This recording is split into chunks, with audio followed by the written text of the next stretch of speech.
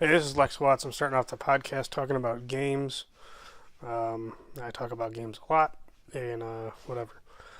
It's a big topic on the interwebs. A lot of shitty kids and jerk offs swearing about stuff. It's irritating. So I'm gonna start with PS4 versus Xbox. Machine-wise, I don't care. They're both the same. The graphics, I'm not gonna notice the difference. I don't have time to think about it. The difference is so minuscule that like arguing about it like probably drops your IQ like by 20%. Um, Software wise, that's where the game is really played with these two systems, based on the fact that the hardware is pretty much pretty even. Um, Software tells the tale, and software is going to determine that I will end up with both systems. I like how both Sony and Microsoft run their companies.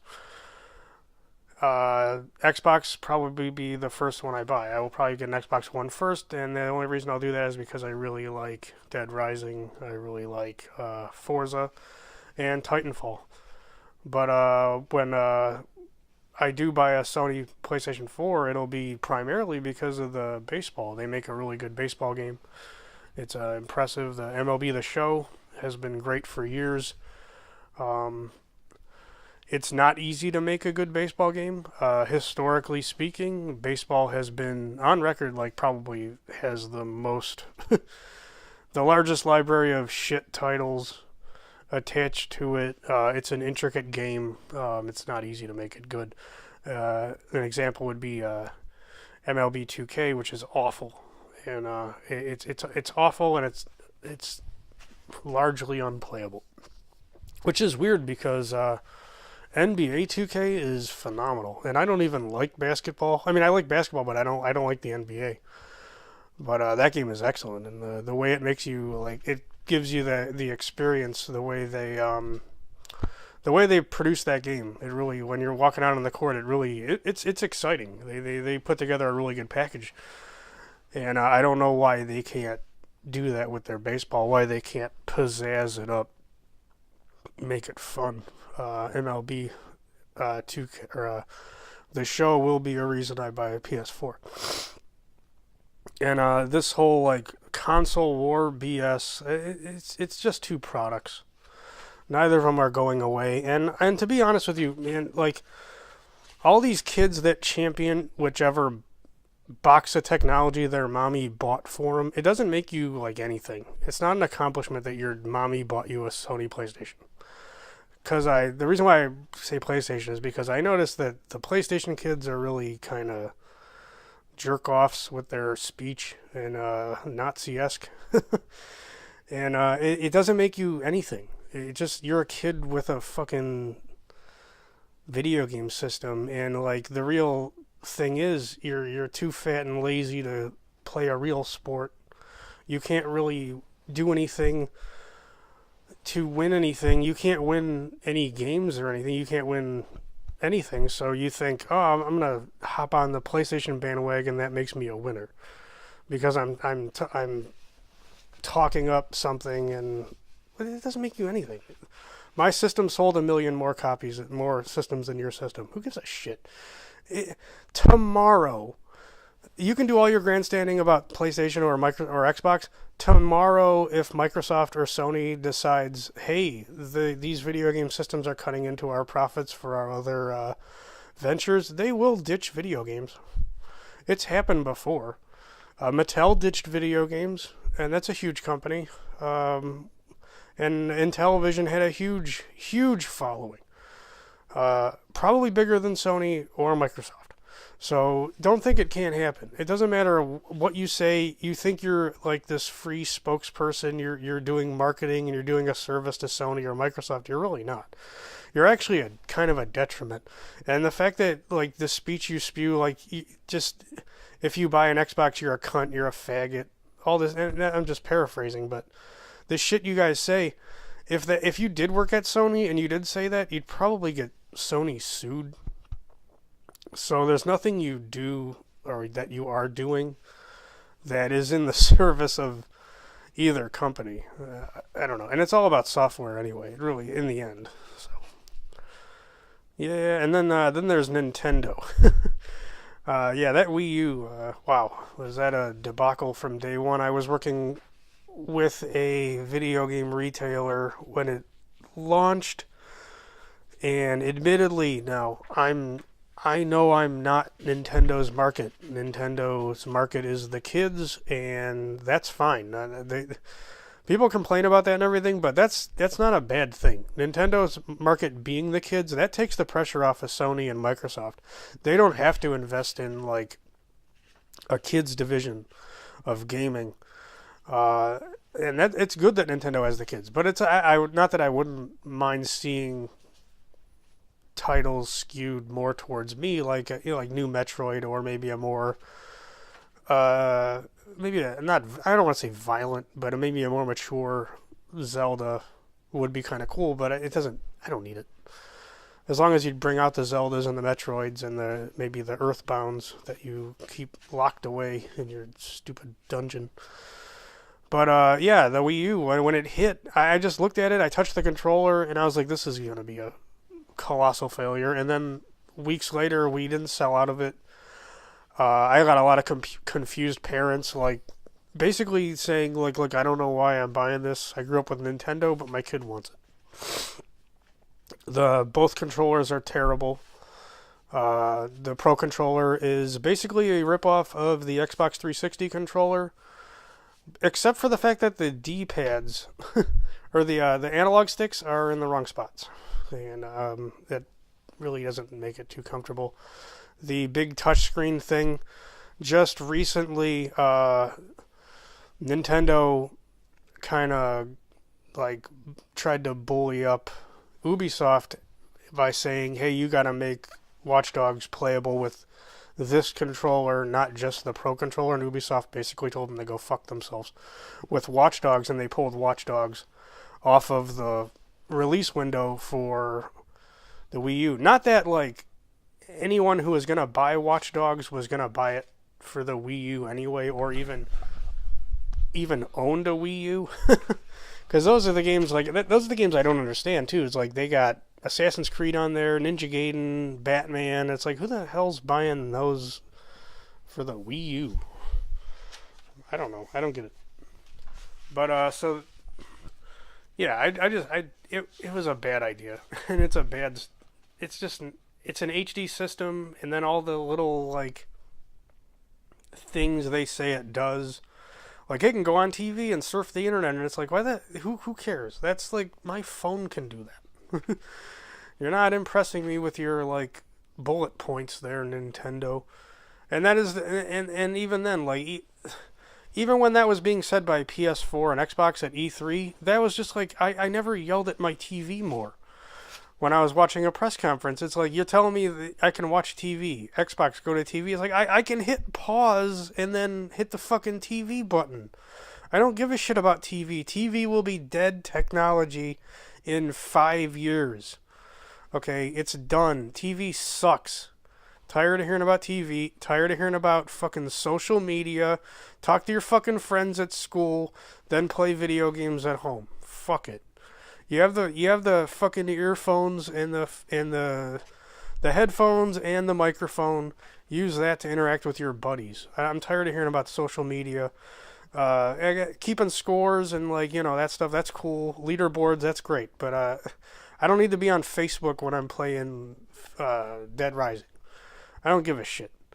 So I'm tired of hearing about that show. And another thing is, I'm tired of hearing about mobile games and how mobile is taking over. It's not taking over shit. If it was taking over shit, who bought the 32 million copies of GTA 5 in the last, I don't know, what was it, 4 months? Mobile's taking over my ass. Free-to-play flash game bullshit. You can't play real games on that garbage. And I do have a mobile device, and I do have things like Stupid Zombies and Angry Birds and shit. And the second I walk through my door at home, I'm not playing that shit anymore. I'm playing Call of Duty and Dead Rising and NFL, like, whatever. NCAA 06, because that was the last good football game. EA, wink, do something new, you fucks.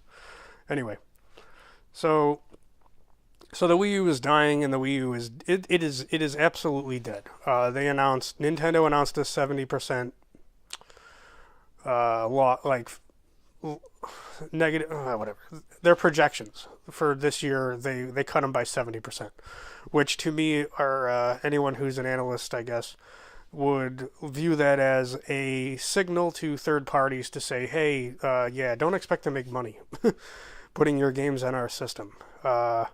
And that's a mature thing to do, and it's like, hey, you know what, we that's basically a nicer way of saying, hey, we fucked this up, and we'll come back. And apparently about 25 hours ago, Satoru Iwata, I don't think these things aren't accidents, and these things are have huge repercussions, and these things are huge when someone mentions something like this. Satoru Iwata mentioned a new console in a press. I don't know if it's a press conference. I think it was just an interview, but he mentioned new. He said the words "new console." When you say stuff like that, that's huge. That's just that to me says, hey, they've had something in development for like 6 months, because you don't drop bombs like that unless stuff's already happening, especially with Nintendo. Nintendo, they're the kings of that shadow game. Like, oh, we don't know if we're not going to tell you if we have something new coming out. They did it with N64. They did it with GameCube. I mean, N64 took forever to come out. Everyone thought they were going to see the N64 finally at one of the, I forget what E3 it was, but they thought they were going to see N64 finally, and then they showed Donkey Kong Country, and just, I guess it was just a collective, damn. So Nintendo knows how to play this game, and if they said new console, then they mean new console, and it's going to be a new console probably I'm going to go ahead and say within the next year and a half. They'll probably have like a teaser thing at E3 this year. But that's just speculation. Okay, recap. Wii U's dead. Satoru Iwata mentioned new console a couple of days ago. The other thing that was mentioned was, and this is the surprise to me, was acquiring assets. They're going to apparently acquire studios and stuff like that, which immediately in my head, for some reason, sparked the idea that Nintendo is probably going to buy Sega, which would be fucking awesome. And what they should do is buy Sega and have Sega do what Sega does on a console that Sega built. So one of the things I'm thinking, I don't know if this is right. I hope it is. It's a speculation, and it's basically a prediction that Nintendo will buy Sega, and the next Nintendo system will be called Dreamcast 2, which would be awesome. I mean, think about it. Sega has more hardcore titles than Nintendo. And they can cater to that audience. They can bring out things like Jack Ryan Radio, Crazy Taxi. There's a bunch of games that were on Dreamcast that didn't do that great, but could be like Virtual On, stuff like that, Virtual Fighter. Think of all those games only on this one system with Mario, Zelda, Metroid, and all that stuff. That would be huge. And also, the thing I want most, I'm going to put on my CEO cap for Nintendo, the thing I want is a video, is a video game system. Not a multimedia hub, not some stupid box that's going to be, quote, the center of my entertainment living room bullshit thing. I just want a fucking video game system. Okay, $99.99 was the last time I bought a goddamn video game system. I want a video game system. It can play games online. I can play against my friends online. That's it. I don't care about TV. I don't care about mobile horse shit. I don't care about social media horse shit. Downloading music. I don't care about movies. I don't care about any of that garbage. I just want to fucking come home, put a disc in a box, and play games. That's it. Fuck. So that's my, if I was the CEO of Nintendo, I'd be saying that in Japanese. But I'd be saying because I just want a video game system. And this is another thing I keep hearing. that after this generation, the console generation is done. They're not going to make consoles anymore. That's horseshit. Someone's going to make consoles. And if Nintendo doesn't buy Sega, that somebody might be Sega. That somebody might be someone who's wanted to get into the console market for years but hasn't, like Samsung or Toshiba. Someone who failed in the console market, like Panasonic, might want to give it a shot. So there's the console. Buying a box to play video games in your house is not going to go away. It's just Sony and Microsoft might just go to downloads, and someone else might pick up the ball and run with it. So yeah, that's all the video game stuff that I have for today. I guess I was going to go on to when I was a kid, like Motley Crue was the shit. And apparently they're, quote, retiring, which is ridiculous, because how do you retire from, doing stuff like touring? You can't stop that life. I don't know, it just seems weird to me. Motley Crue retiring? I don't think so. Why would you? That's ridiculous. And they're not going to retire. They're going to come back and get sued out of their contract and shit. Or they'll just come back with a different name, or they'll tour with whatever. But Motley Crue is one of my favorite bands ever, and rock and roll music kind of sucks now, so we kind of need you. So I don't know. I don't understand the retirement garbage. I know they're up there in age. I'm not going to say that the kind of show that they do is very physical.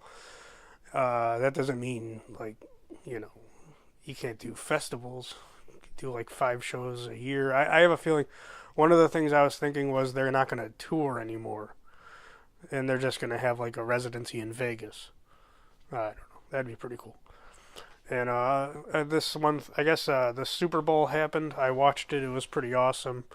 Sherman's the man. I love Sherman. I love people who talk for real on TV, who aren't doing the scripted, well, we played a good game and the other team played a good game and it's all about winning and this time we... Shut up. I want to hear the real shit. Talk like humans. Talk like you talk in the locker room. Talk like you talk during the line. You don't have to swear or anything, but just be like real. And that's what Sherman did, and as a result of Sherman's being awesome on that interview, the largest TV audience in history. So apparently people do want to watch people who talk like real people. Don't want to hear the robot horse shit anymore. And all those fucking racist fucks who were complaining about what he said and talking about class. Why are you trying to derive a lesson in class from a sport where huge 450-pound men smash into each other with helmets on? There's nothing classy. There's nothing classy about football. Nothing. If you want to see how classy football is, go to the Muni lot, get drunk, get your ass kicked. Okay, there's nothing classy about the fans, and there's nothing classy about the fucking sport. Okay? And it's not supposed to be. You want class, go see an orchestra or a fucking play or some bullshit. That's not the fucking point of sports. The point of sports is watching a guy do something physically that you can't do. That's it. Nothing, there's not class. Go fuck yourself. Wash woman. Anyway. So Sherman's awesome. And the other thing about the Super Bowl is Peyton Manning cannot beat Florida Gators. He has never beaten the Florida Gators. He couldn't beat them when he was in Tennessee. Percy Harvin lit his ass up. He's a Gator. And Peyton Manning should have known not going to win against any Gators. None of them. I don't know. Maybe that's some kind of like Babe Ruth curse thing. I don't know. But yeah, man. That was a good Super Bowl. God damn. Defensive. That was a defensive display there by Seattle too, man. They smothered every play that Manning tried to, perform. It was a sound defensive beating on Seattle's part, and they just kicked the crap out of him. Good game, fun to watch. So yeah, Super Bowl, pretty good, but not as good as the lackluster summer we're gonna have with movies. holy shit, there ain't nothing coming up. I'm a huge movie guy, and I love going to the movies, and I know it's expensive, but I like to. So, and there's certain things you have to see in the theater. Like if there's a movie with like some giant monster, has to be seen in the theater, or else you're not gonna get, the effect of it being huge. And this summer, like, unless you guys can give me some other shit to see, the only things I'm looking forward to are X-Men, which isn't in the summer technically, but you can take your calendar and shove it up your fucking ass. Because if I can walk around with no jacket on outside, guess what? It's fucking summer. So X-Men's gonna be fucking awesome. I can't wait to see that at midnight in the theater. And the other movie I can't wait to see is Godzilla, because Godzilla fucking owns, and I don't care. When you're 7 years old and Godzilla's fighting Mothra, that's the coolest fucking movie in the world, and it is the best movie. I don't give a shit. If you think this Godzilla has anything to do with the 1997 Abomination Godzilla, where he was basically a giant lizard, whatever, it doesn't. It has nothing to do with that movie. The trailer's awesome, and from everything I've heard since they showed it off at Comic-Con, I think it was a couple of years ago now, where they kind of like, they didn't say it was Godzilla. They said it was like Monster Island 5 or whatever. They said it was something, and then it turned into Godzilla, and everyone like kind of freaked out.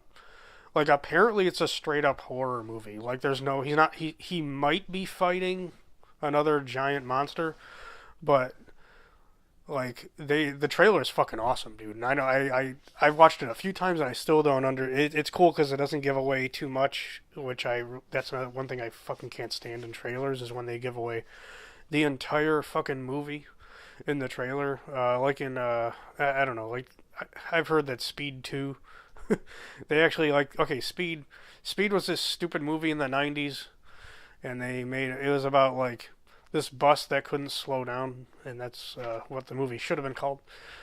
And if it slowed down, it blew up. So they had to figure out how to dismantle the bomb on a bus. And then they made Speed 2 where the boat couldn't slow down, right?